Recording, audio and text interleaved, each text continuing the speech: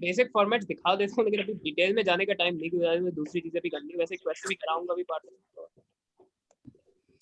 जी sir, कोई issue नहीं है। मैं क्वेश्चन भी आप जब कराएंगे तो उससे भी थोड़ा बहुत क्लियर हो जाएगा, और वीडियो में देख लूंगा आज रात तक।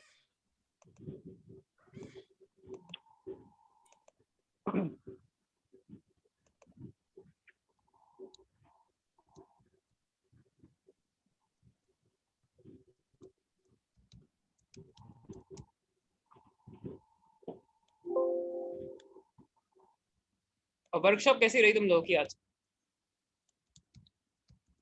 सर आज वाली तो मैंने नहीं ली अच्छा, आज वाली नहीं थी। बली तुम्हारी वर्कशॉप कैसी सर, रही? नजीम सलाम वाली लूंगा अब मैं। सर सही थी। सही थी। क्या पढ़ाया था सर ने? सर मामून थे ना? सर जी। तो मैं फॉर्मेट आसान दिखा देता हूँ। सबसे पहले तो ये एप्रोप्रिएशन अकाउंट बनता है पार्टनरशिप में। अच्छा, इनकम स्टेटमेंट का फॉर्मेट इसलिए क्योंकि कि जैसे सोल ट्रेडेड में हम प्रॉफिट निकालते थे, वैसे इनकम स्टेटमेंट बनता है। एप्रोप्रिएशन अकाउंट में डिफरेंट चीज है कि एप्रोप्रिएशन का मतलब है डिस्ट्रीब्यूशन, कि पार्टनर्स में प्रॉफिट डिस्ट्रीब्यूट कैसे हो रहा है। तो वो इंटरेस्ट ऑन कैपिटल की फॉर्म में होता है, सैलरी बोनस और कमीशन की फॉर्म में होता है। फिर जो उसके बाद भी प्रॉफिट बच जाता है, वो profit in loss sharing ratio में शेयर कर दिया जाता है। इसके बाद ये इंटरेस्ट ऑन ड्रॉइंग्स है। ये पार्टनर्स को पेनलाइज करने के लिए बिजनेस चार्ज करता है, तो पार्टनर्स को अपनी जेब से बिजनेस को पे करनी पड़ती है। तो ये प्रॉफिट में ऐड की जाती है, क्योंकि ये बिजनेस रिसीव कर रहा होता है पार्टनर से। बाकी इंटरेस्ट ऑन कैपिटल और सैलरी बोनस और कमीशन हम प्रॉफिट में से पार्टनर्स को दे रहे होते हैं, तो ये प्रॉफिट में से माइनस किए जाते हैं। और फिर इसका बैलेंस शीट भी वैसे ही बनती है जैसे सोल ट्रेडर वगैरह की बनती है, डिफरेंस ऑफ इक्विटी के सेक्शन में।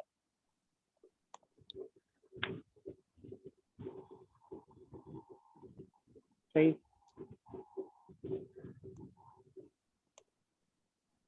तो इसी सिंपल पार्टनरशिप को मैंने क्वेश्चन कराया था, और ये एंट्रीज लिखी हुई है। ये जो पार्टनर्स की ट्रांजैक्शंस है, interest on capital, interest on loan की, इंटरेस्ट ऑन रिस्क, इसके लिए तुम लेक्चर देख लेना, सही है? पर मुझसे पूछ लेना अगर कुछ समझ ना आए तो। जी सर। अच्छा,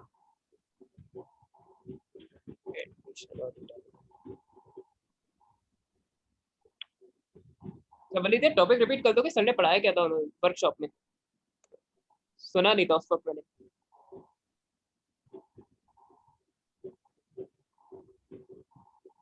वलीद, जो सर ने टॉपिक पढ़ाया था सर मामून ने वर्कशॉप में, वो बता सकते हो, रिपीट कर सकते हो? मैंने उस पर कॉन्सेंट्रेट नहीं किया था, सॉरी। सर कंट्रोल अकाउंट्स पढ़ाया था उन्होंने। कंट्रोल अकाउंट पढ़ाया था जी। सही है। अच्छा, अब एक चीज है एडमिशन ऑफ पार्टनर। पार्टनरशिप के भी सब टॉपिक्स है दो तीन। एक तो सिंपल पार्टनरशिप है, फिर एडमिशन है, रिटायरमेंट और डिसोल्यूशन है।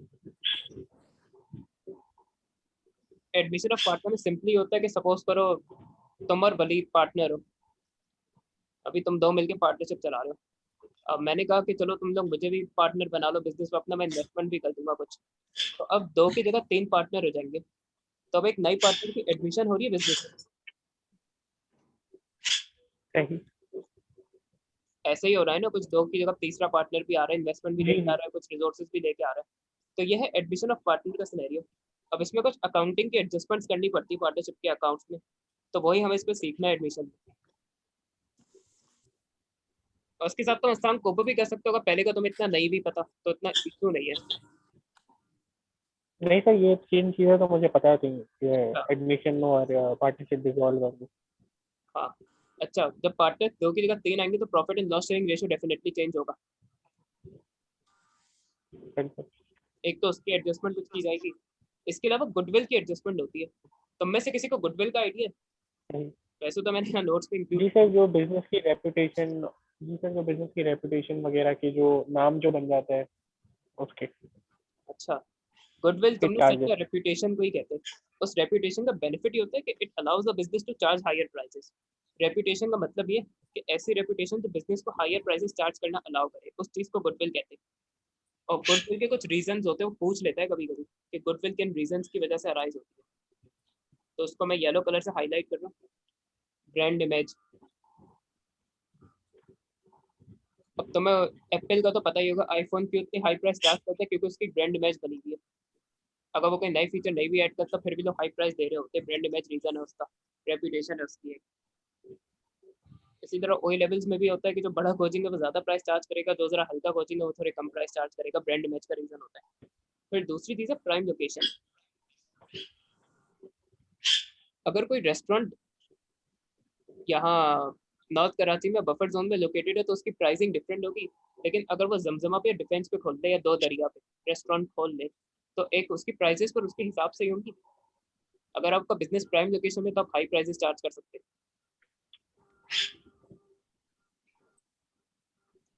इसी तरह कोई ब्यूटी पार्लर या सैलून भी अगर वो यहाँ नॉर्थ कराची में गली में खुला हुआ है तो उसके प्राइसेस कम होंगे। जमजमा का ब्यूटी पार्लर है तो उसके सैलून है तो उसके प्राइसेस उसके हिसाब से ही होंगे। तो prime location allows the business to charge higher prices. Number of years it has been operating.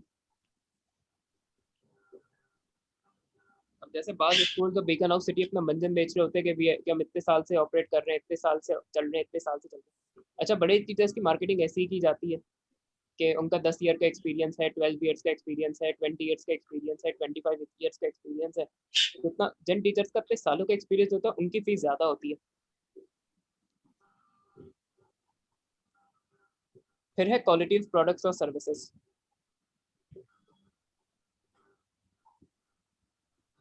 अब कोई ओई लेवल का कॉलेज है जो हाई फीस चार्ज करे तो वो ये कहेगा कि एक तो हमारे आपको एक्स्ट्रा एक्टिविटीज मिल रही है, हम आपको इतना अच्छा इंफ्रास्ट्रक्चर दे रहे हैं, और हमारे यहाँ जो top faculty top notch faculty पढ़ाती है, जो टॉप की फैकल्टी वो हमारे यहाँ पढ़ाती है। तो क्वालिटी ऑफ प्रोडक्ट्स और सर्विसेज की वजह से भी वो हाई प्राइस चार्ज कर सकते हैं। Skill level of staff. O level के स्कूल कॉलेजेस अच्छे एग्जांपल है इस चीज़ की, जितना कॉम्पिटेंट और जितना एक्सपीरियंस स्टाफ होगा उतना उस स्कूल की फीस भी ज़्यादा होगी, और कोचिंग में भी यही होता है।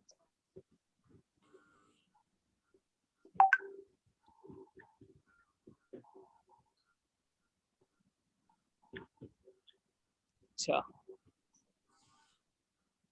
अब पार्टनरशिप में गुडविल को रिकॉर्ड कर सकती है अपनी बुक्स में। गुडविल क्लियर हुआ तुम लोगों को? इसके रीजंस पूछते हैं, ब्रांड इमेज है, प्राइम लोकेशन है, नंबर ऑफ ईयर्स है, क्वालिटी ऑफ प्रोडक्ट्स और सर्विसेज है, स्किल लेवल ऑफ स्टाफ है। ये वो रीजंस होते हैं जिसकी बिजनेस की रेपुटेशन को कंट्रीब्यूट करते हैं, उसका एंड रिजल्ट ये होता है कि बिजनेस हाई प्राइस चार्ज कर सकता है। गुडविल तुम दोनों को क्लियर है? हसाम को तो मुझे पता है, वली तुम्हें गुडविल क्लियर है? Yes sir. अच्छा, अब गुडविल के दो ट्रीटमेंट्स पॉसिबल है जो क्वेश्चन में वो पूछेगा जब एडमिशन होगी पार्टनर की। गुडविल को रिकॉर्ड कर लो बुक्स में, goodwill is to be recorded in the books, to be maintained in the books, not to be written off from the book. इन सब फ्रेजेस का मतलब यही है, और इनमें से नहीं कोई भी फ्रेज यूज कर सकता है। एग्जाम पे तो सब याद होने चाहिए तुम लोग को, या तो रिकॉर्ड करेगा, मेंटेन करेगा, राइट ऑफ नहीं करेगा। अच्छा, गुडविल तुम लोग को पता है नॉन करंट एसेट होता है, इंटेंजिबल एसेट है। क्योंकि रेपुटेशन बाजार हमें सामने नजर नहीं आ रही, तो हम रेपुटेशन को टेस्ट नहीं कर सकते, हम रेपुटेशन को हाथ में पकड़ के लेके नहीं चल सकते, हम रेपुटेशन को आंखों से नहीं देख सकते। तो ऐसे एसेट ना इंटेंजिबल नॉन करंट एसेट्स कहलाते हैं।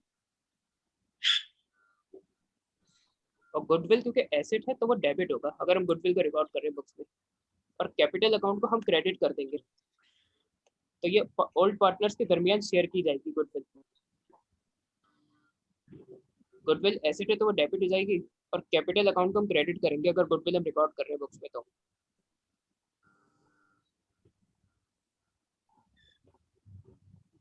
और उसकी वजह है कि हम गुडविल को रिकॉर्ड करें क्योंकि ओल्ड पार्टनर्स की एफर्ट से जिसकी वजह से बिजनेस की रेपुटेशन बनी है, तो वो पार्टनर्स को कैपिटल अकाउंट में क्रेडिट कर दी जाएगी गुडविल, और पुराने पार्टनर्स के बीच में शेयर की जाएगी।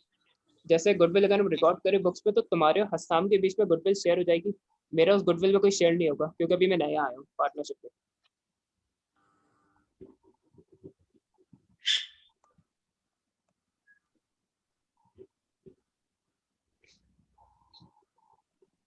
द सेकंड केस है जो कि सबसे जो कॉमनली टेस्ट होता है, goodwill is to be written off, not to be recorded in the books, not to be maintain in the books.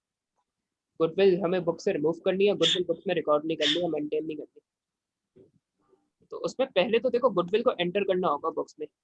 तो जिस तरह हम गुडविल को रिकॉर्ड करते हैं उसी सेम एंट्री से गुडविल को पहले एंटर करेंगे बुक्स में, और फिर उसके हम सेकंड एंट्री में ना उस गुडविल को रिमूव करेंगे बुक्स में से।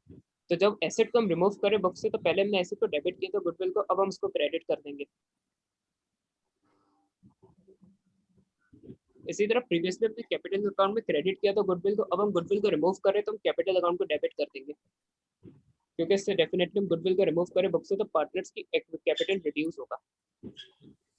अच्छा, ये new profit and loss sharing ratio में होगा, ये भी क्वेश्चन में समझ आ जाएगा। तो गुडविल जब बुक में एंटर करेंगे तो सिर्फ तुम्हारे और हस्साम के दरमियान शेयर होगी, ऑल पार्टनर्स के दरमियान। जब गुडविल को हम रिमूव करेंगे ना और डेबिट करेंगे, मैं 1 मिनट कॉल अटेंड कर लूँ फिर। अच्छा जल्दी करो। जी सर।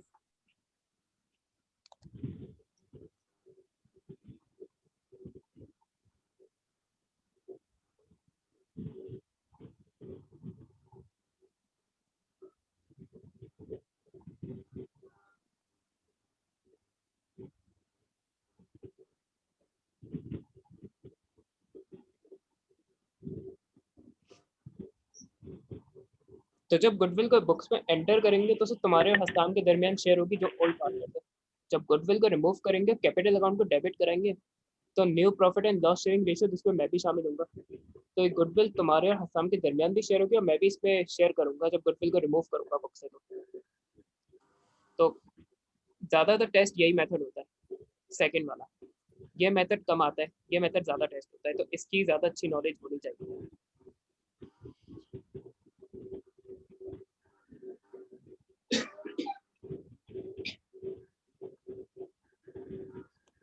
अच्छा, मेरी इसकी थ्योरी इंपॉर्टेंट है, but goodwill is adjusted in partnership books. वो ये मेंशन में या स्टेट में पूछ लेता है। तो गुडविल तब एडजस्ट की जाती है जब पार्टनर एडमिट हो रहा है, पार्टनर रिटायर हो रहा है, या जब पार्टनरशिप एग्रीमेंट में चेंज आ रहा है।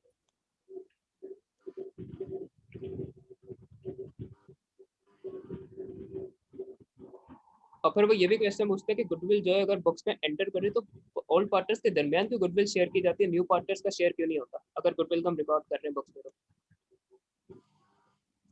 तो अगर पुराने पार्टनर्स तो ज्यादा रिस्पॉन्सिबल होते हैं रेपुटेशन को बनाने में बिजनेस की, नया पार्टनर तो अभी अभी आया है, जैसे मैंने अभी तुम लोगों की पार्टनरशिप ज्वाइन कर ली, तो जाहिर सी बात, तो तुम लोगों ने जो बिजनेस की रेपुटेशन बनाई है उसमें मेरा कोई कंट्रीब्यूशन नहीं है, सारी मेहनत तुम्हारी और हस्साम की है।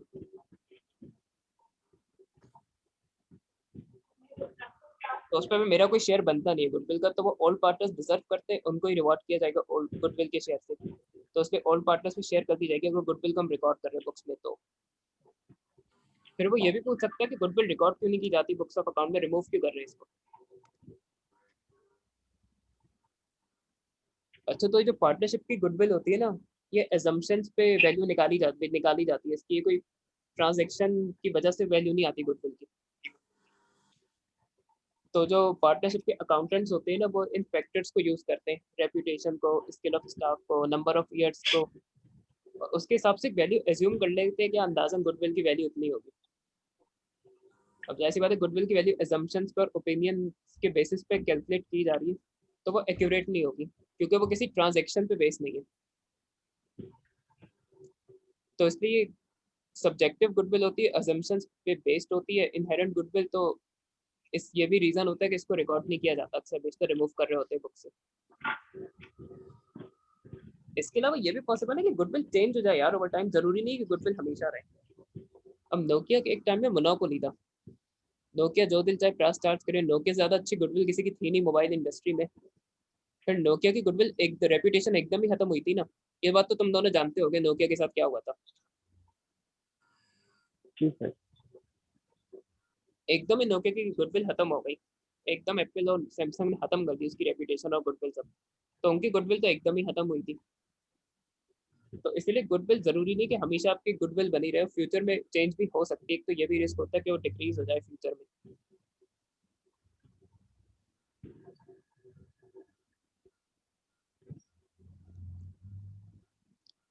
इसके अलावा ये जो आखिर के दो रीजन है, जब अकाउंटिंग कॉन्सेप्ट पढ़ा दूंगा तो फिर तुम लोग यूज कर सकते हो।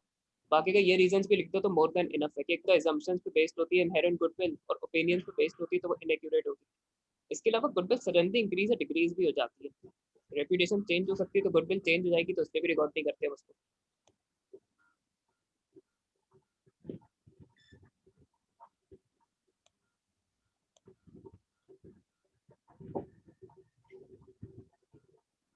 अच्छा, जब नया पार्टनर आता है तो इसकी भी पॉसिबिलिटी होती है कि सर्टेन एसेट्स और लायबिलिटीज की वैल्यूज चेंज हो जाए। जैसे नया पार्टनर आए तो तुम्हारे हो सकता है इस वक्त प्रॉपर्टी की वैल्यू इंक्रीज हो गई हो, तुम्हारे ट्रेड रिसीवेबल्स की वैल्यू इंक्रीज हो जाए, डिक्रीज हो जाए। तो जब नया पार्टनर एडमिशन होती है ना, ये डेटा दिया हुआ होगा क्वेश्चन में सारा, तो सर्टेन एसेट्स और लायबिलिटीज की वैल्यूज चेंज होती है।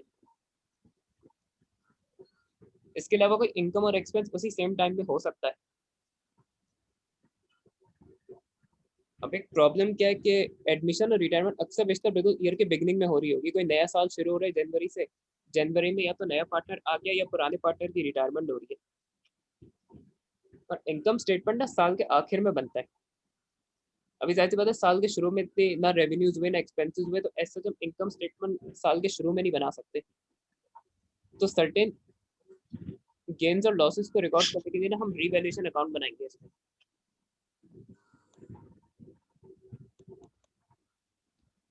तो उस पर ये कुछ ट्रांजेक्शन होती है, पहले ही कवर कर लेते।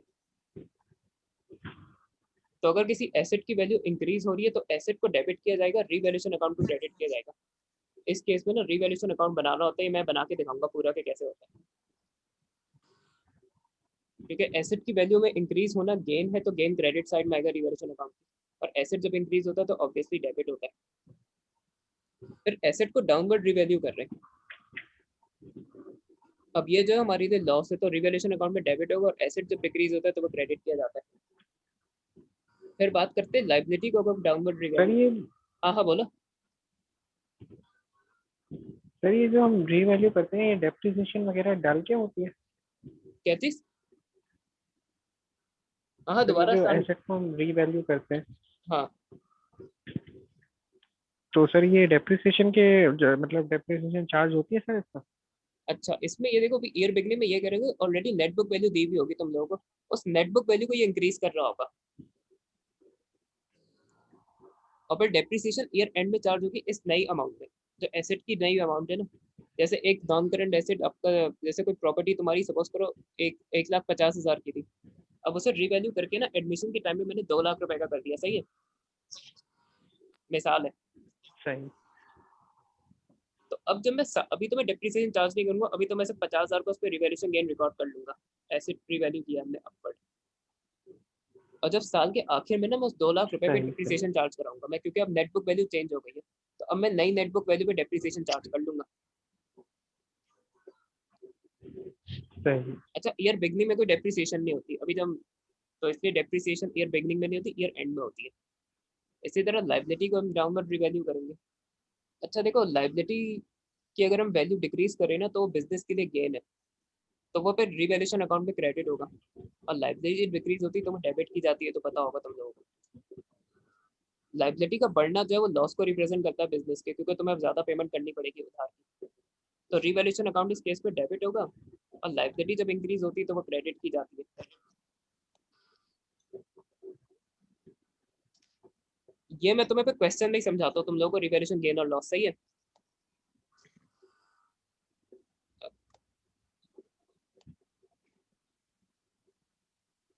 तो एक होती है गुडविल की एडजस्टमेंट, और मेन होती है रिवैल्यूएशन अकाउंट बनाने की एडजस्टमेंट होती है, फिर कैपिटल अकाउंट बनाना होता है।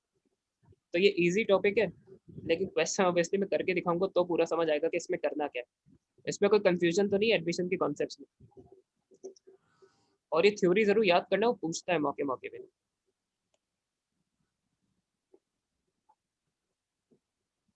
मुझे पता है हर चीज समझ नहीं आएगी, कुछ चीजें तुम लोगों को क्वेश्चन में ही समझ आएंगी। तो हम क्वेश्चन स्टार्ट करें इसका।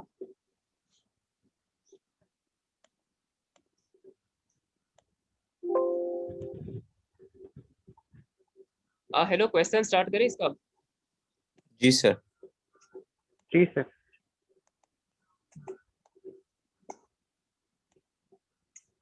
और अब से नया तुम लोग क्वेश्चन लिस्ट बनाओ, सबसे पहले जो है वो एक पार्टनरशिप का पेज बनाओ, उस पर ये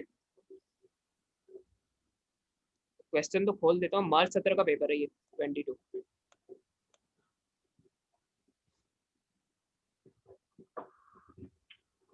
एक पेज में पार्टनरशिप अकाउंटिंग लिखो और वहाँ क्वेश्चंस लिखना, क्वेश्चन लिस्ट में प्रॉपर क्वेश्चंस लिखो तुम लोग। जैसे मैं एग्जांपल देता हूँ उस क्वेश्चन को कैसे लिखोगे। इसमें क्वेश्चन है 2 या 3 है इसमें। क्वेश्चन 3 है यहाँ पे। 2 है सॉरी, 5/17 में नहीं है।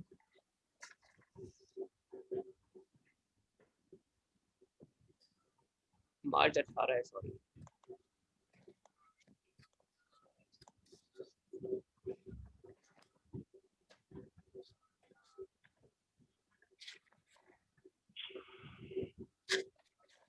हाँ ये, अब सपोज करो ये मार्च 2018 का क्वेश्चन 3 है, तो मैं तुम लोग को दिखाता हूँ क्वेश्चन लिस्ट को लिखता कैसे जाएगा। तुम लोग लिख सकते हो उस तरह मार्च 2018 P22 क्वेश्चन 3। इस तरह ना तुम लोग को हर क्वेश्चन लिस्ट में लिखना है, और क्योंकि ये सब टॉपिक है पार्टनरशिप को, तो उसके बराबर में ये भी लिखो एडमिशन का सवाल।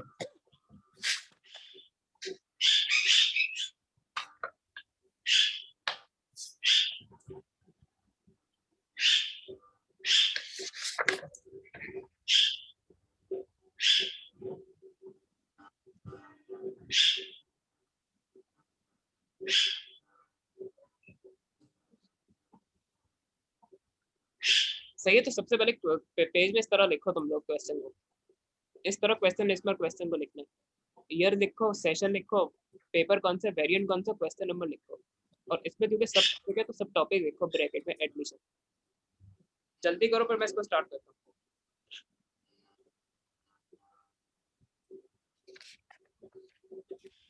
लिखिए सर। अली तुमने लिख लिया? और इस पेज में क्वेश्चंस लिखने के अलावा कुछ और नहीं करना है, बस ये क्वेश्चंस के लिए रिजर्व कर लो पेज के, इसमें तुम सब क्वेश्चंस लिखोगे बैठ के, लिस्ट बनाओगे। ठीक।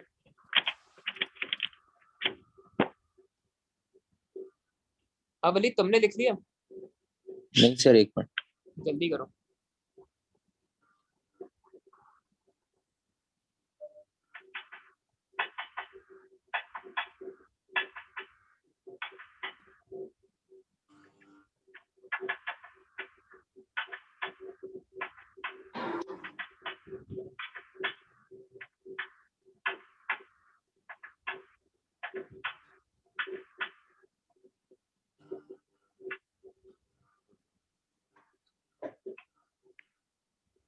तो सर ये पार्टनरशिप का हम पहला क्वेश्चन है जो कर रहे हैं पास पेपर्स का। नहीं, हमने तो कल भी पिछली क्लास में भी क्वेश्चन किया था, उसे बात उसमें लिख लेना, सिंपल पार्टनरशिप का क्वेश्चन था, उसमें एडमिशन, रिटायरमेंट, डिसोल्यूशन कुछ नहीं था। अब जो मैं क्वेश्चन करा रहा हूँ वो सब टॉपिक का है, एडमिशन कर रहे हैं हम अभी, तो इसलिए इसको क्वेश्चन को इस तरह लिख लो, ब्रैकेट में एडमिशन लिख लो तो अच्छा है, ताकि पता रहे कि यहाँ सब टॉपिक का क्वेश्चन।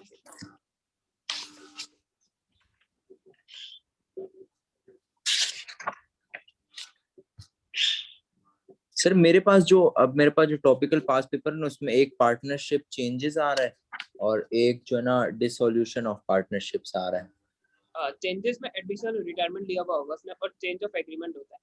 एडमिशन में रिटायरमेंट और पार्टनरशिप एग्रीमेंट में चेंज हुई है, उसमें चेंजेस में दिए गए होंगे क्वेश्चन आ रहे हैं, और ये मार्च को क्वेश्चन नहीं होगा उसमें टॉपिकल में, तो इसको तो लिखा अपने पास। अब मेरे क्वेश्चन जरूर लिखो, क्योंकि अभी सारे क्वेश्चन मैं नहीं कराऊंगा, जो है मैं कुछ कराऊंगा, कुछ होमवर्क पे दूंगा, बाकी उसमें से एक्स्ट्रा क्वेश्चन करने तो कर लो, मैं वो कराऊंगा जो इम्पोर्टेंट है, होमवर्क पे वही दूंगा जो इम्पोर्टेंट है। तो मेरे क्वेश्चन हाल में लिखने तुम लोगों को, ताकि मॉक वगैरह के लिए रिवीजन करना हो तो मसला ना हो। वैसे रिटायरमेंट दूंगा स्पेसिफिक में, मॉक मेरे यहाँ से मैंने लिख भी दिया था, एडमिशन मॉक का पार्ट नहीं।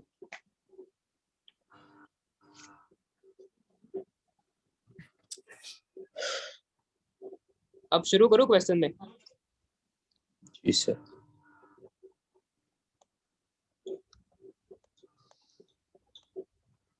Paul and Angela in partnership sharing profit and losses in the ratio of 3:2 respectively. Profit and loss sharing ratio दिया 3:2। इसका मतलब बता सकते हो तुम में से कोई?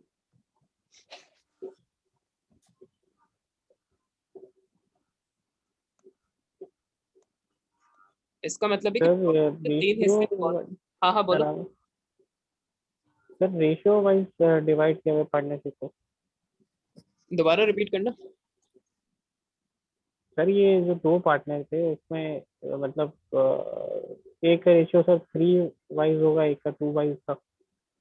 हाँ, एक का 3, तो 3 हिस्से प्रॉफिट में से पॉल के और एंजेला के 2 पार्ट्स हैं, तो टोटल पार्ट्स 5 है। तो ये तो उसने रेशियो दिया हुआ है कि दोनों की प्रॉफिट में शेयर्स कितने। अगर प्रॉफिट शेयर कराना है ना, तो मुझे इसको फ्रैक्शन में कन्वर्ट करके लिखना होगा।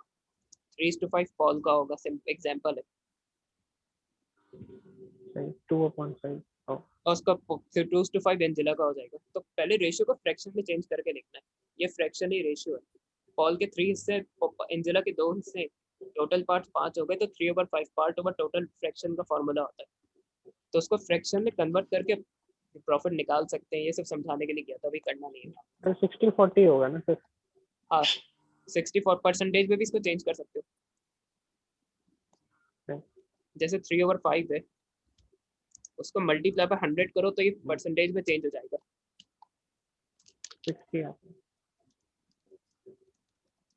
इसके लिए तो जिसको थोड़ी मैथ्स पता होगी वो कर पाएगा, वरना पे तुम लोग नॉर्मल चीजों से काम चलाओ। 60%। अच्छा, no separate current accounts are maintained, सही है। On 1 May 2017, Rachel was admitted into the partnership.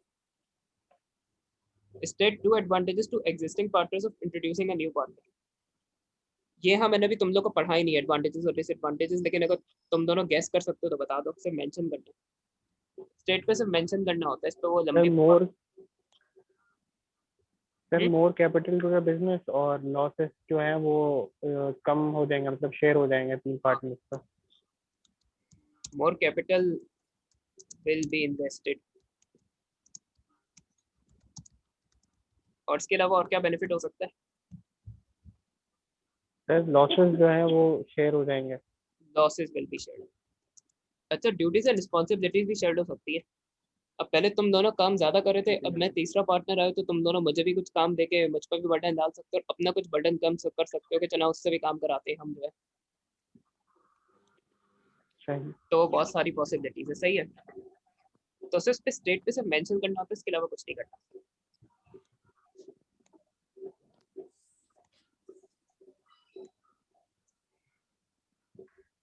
State 2 disadvantages to existing partners of introducing a new partner. अब जैसी बात है, 2 की जगह तीसरा पार्टनर आ रहा है तो कुछ नुकसान भी होंगे, सिर्फ मेंशन करने। कोई बता सकता है तुम में से कोई भी 2 पॉइंट्स? सर एक तो प्रॉफिट रिड्यूस हो जाएगा और दूसरा ये होगा सर कि डिसीजन मेकिंग में प्रॉब्लम हो सकती है।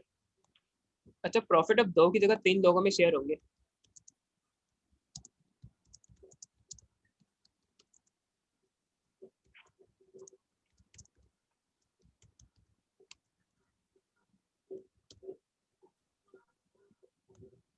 Profits will have to be shared between more partners. एक तो ये एक परेशानी होगी।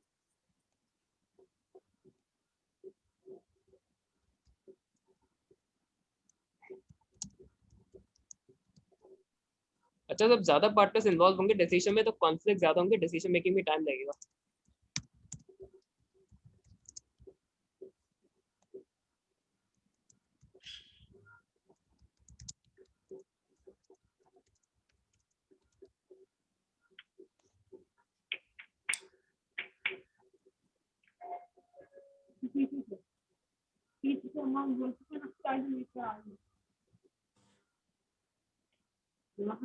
जैसे तुम और वलीद कह रहे हो कि नहीं वीकेंड पे हम ना एक्स्ट्रा आवर्स अपना, सपोज करो जूस तो शेक्स की दुकान खोल गई, तुम शाम कह रहे हो कि नहीं वो वीक में एक्स्ट्रा आवर्स शॉप नहीं खोलेंगे, बस जो फिक्स्ड आवर्स है उस पर बंद करके चले जाएंगे। लेकिन मैं कह रहा हूँ कि नहीं यार, वीकेंड में ना ज्यादा कस्टमर आते, तो वीकेंड में हमें एक्स्ट्रा आवर्स शॉप को खोलनी चाहिए। तो अब 2 की जगह 3 लोगों में बहस चल रही है, तो जाहिर सी बात है फिर डिसीजन लेने में टाइम ज्यादा लगेगा। सही। हाँ हाँ वलीद पूछो, कोई मसला?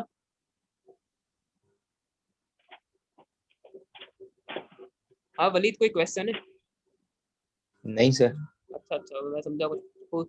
बीच में कुछ भी समझना है ना मुझे रोक देना, पूछ लेना।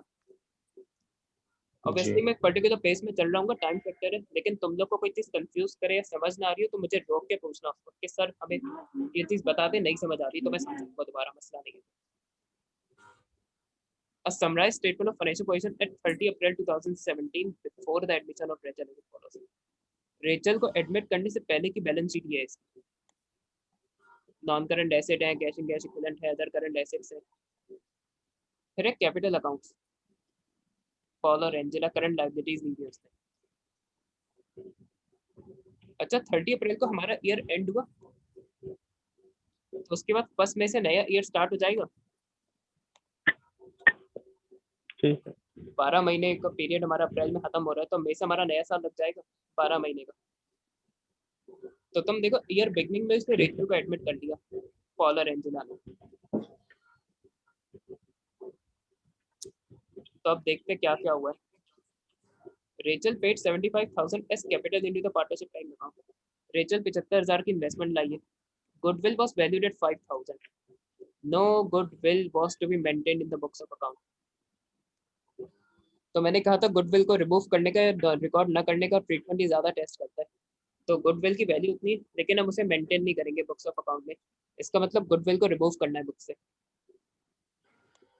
नॉन करंट एसेट्स पर रीवैल्यूड एट 270,000। जब रेचल को एडमिट किया पार्टनरशिप पे तो नॉन करंट एसेट्स की वैल्यू 2,70,000 हो गई। उससे पहले कितनी थी ये यहाँ देखो। रेचल को एडमिट करने से पहले वैल्यू क्या है नॉन करंट एसेट्स की? 2,25,000। और रेचल के आने के बाद हमने 2,70,000 पे चले गए नॉन करंट एसेट्स। तो ये नॉन करंट एसेट्स की वैल्यू इंक्रीज हुई है, तो इसको अकॉर्डिंगली ट्रीट करेंगे। Current assets excluding cash and cash equivalents. अच्छा यहाँ देख भी सकते हो कैश एंड कैश इक्विवेलेंट अलग दिया, अदर करंट एसेट्स दिया इसमें। तो कह रहे हैं current assets excluding cash and cash equivalents were revalued at 40,500। Rachel के आने पे 40,500 के करंट एसेट्स हो गए, उससे पहले 61,500 के। 61,500। तो करंट एसेट्स की वैल्यू में डिक्रीज है, तो ये डाउनवर्ड रिवैल्यू हो गया। करंट लायबिलिटीज वर रीवैल्यूड एट 45,950। उससे पहले करंट लायबिलिटीज की वैल्यू क्या है? 53,950। तो लायबिलिटीज को भी हम डिक्रीज कर रहे हैं, तो लायबिलिटी का डिक्रीज होना तो अच्छा है। अच्छा पहले रेशियो 3:2 था, अब रेशियो क्या है? 5:3:2। 5:3:2।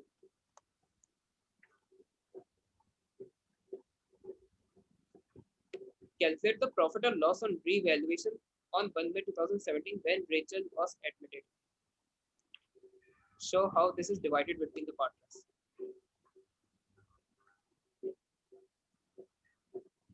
रिवैल्यूएशन पे प्रॉफिट और लॉस है ना, वो निकालना है। तो ये रिवैल्यूएशन गेन या रिवैल्यूएशन लॉस निकालना है। तो जिनकी ज्यादा प्रैक्टिस है वो डायरेक्ट भी निकाल सकते हैं, मगर हम यहाँ बेहतर है टी अकाउंट बना के निकाले। तो मैं टी अकाउंट बनाऊंगा, इसका सही है? जी सर। क्योंकि बाज़ ना वो स्ट्रेट अवे कहेगा प्रिपेयर द रिवैल्यूएशन अकाउंट। अगर उसने रिवैल्यूएशन अकाउंट कह दिया ना, तो रिवैल्यूएशन अकाउंट ही बनाना पड़ेगा। तो मैं इसको दोनों मेथड से करके दिखाता हूँ। एक टी अकाउंट मेथड, एक स्टेटमेंट मेथड है इसका।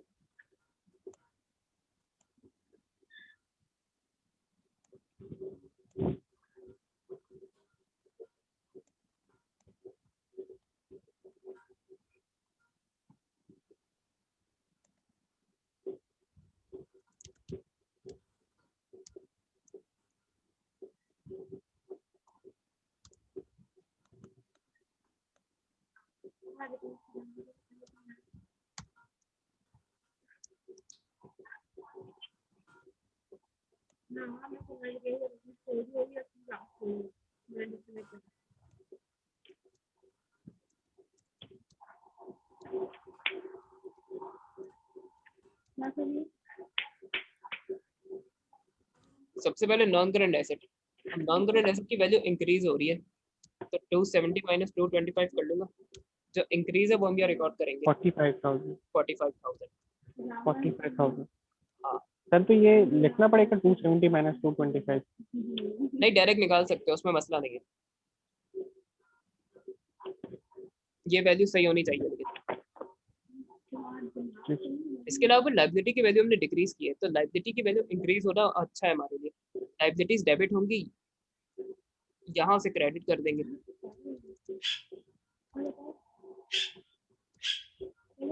करंट लाइबिलिटी की पुरानी वैल्यू थी 53950,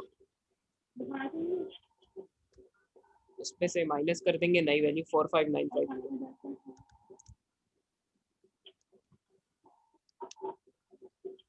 8,000 आ जाएगा।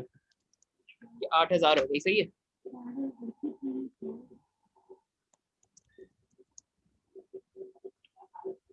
अच्छा, गुडविल की कैपिटल अकाउंट में एडजस्टमेंट होती है, गुडविल यहाँ रिवैल्यूएशन में एडजस्ट नहीं होगी, गुडविल की अलग से करेंगे अब, सही है।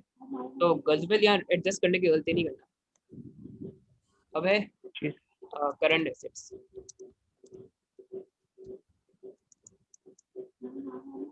करंट एसेट्स की पुरानी वैल्यू 61,500 है, उसमें से अगर मैं 40,500 काटूं तो 21,000 का डिक्रीज है करंट एसेट्स।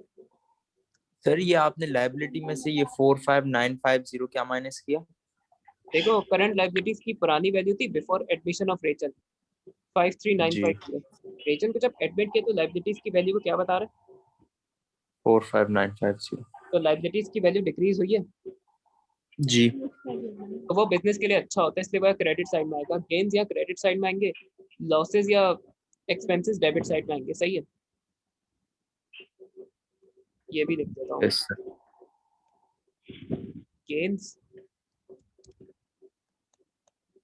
लॉसेस।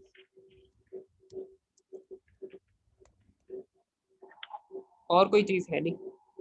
अच्छा, यहाँ तुम लोग को क्या लगता है, क्रेडिट साइड बड़ी है डेबिट साइड बड़ी है रिवैल्यूएशन अकाउंट में अभी? सर क्रेडिट साइड बड़ी है। अच्छा, जब भी क्रेडिट साइड डेबिट साइड से बड़ी होगी ना रिवैल्यूएशन अकाउंट में, तो हमेशा रिवैल्यूएशन गेन होगा।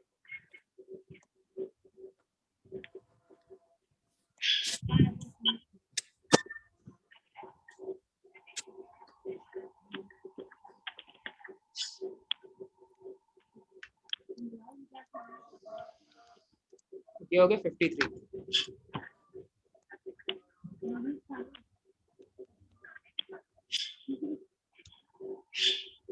अब इसमें से जो बड़ी साइड का टोटल है उसमें से छोटी साइड का टोटल हम माइनस कर देंगे, तो आंसर क्या आएगा? 31 32 32 है। 32 सॉरी। अच्छा, इसको डायरेक्ट 32 नहीं लिखना है, इसको पार्टनर्स में शेयर करके दिखाना है। अच्छा, और ये जो रिवैल्यूएशन गेन या लॉस है ना, ये ऑल पार्टनर्स में शेयर होगा, क्योंकि या तो पुराने पार्टनर्स की एफर्ट है जिस वजह से ये रिवैल्यूएशन गेन आया है,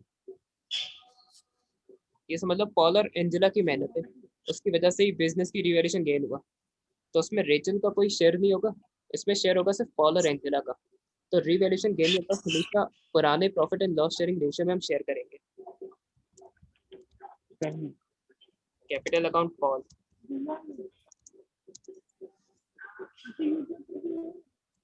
मैं इसको नीचे वर्किंग में लिख देता हूँ। 32,000 मल्टीप्लाई होगा 3/5 से। सर तो सबके सेपरेट रिकॉर्ड करेंगे सर, अलग अलग हाँ, या फिर सेपरेट वो शो एक ही करने, साथ? अगर टी अकाउंट बना रहे हो ना तो सेपरेट शो करने होंगे। सही सर। तो इसका 19,200 हो गया। जी सर 19,200। कैपिटल अकाउंट निकाल लो एंजेला का। 12,800 सर इसका।